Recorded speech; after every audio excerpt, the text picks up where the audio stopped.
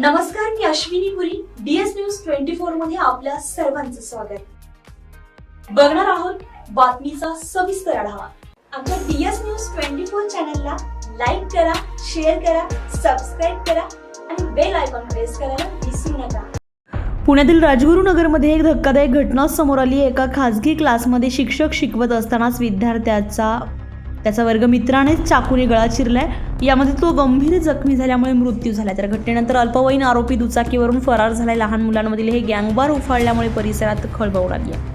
मिळालेल्या माहितीनुसार राजगुरुनगरमध्ये सोमवारी सकाळी एक खासगी क्लास सुरू होता. शिक्षक मुलांना शिकवत होते. याच दरम्यान या एका 15 वर्षाच्या मुलावर त्याच्या शेजारी बेंचवर बसलेल्या वर्गमित्राने चाकूने हल्ला केलाय आणि त्याचा गळा चिरलाय. यानंतर तो वर्गातून बाहेर पळाला आणि दुचाकीवरून फरार झाला.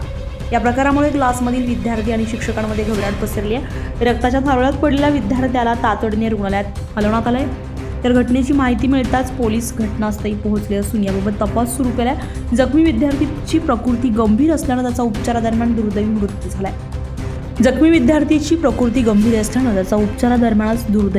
झालाय. तर पोलिसांकडून संपूर्ण घटनेचा शोध सुरू आहे. DS न्यूज 24 साठी अश्विनी पुरी, खेड. अशाच नवनवीन घडामोडी पाहण्यासाठी पाहत रहा DS न्यूज 24. तोपर्यंत मी अश्विनी आपली रजा घेते. नमस्कार.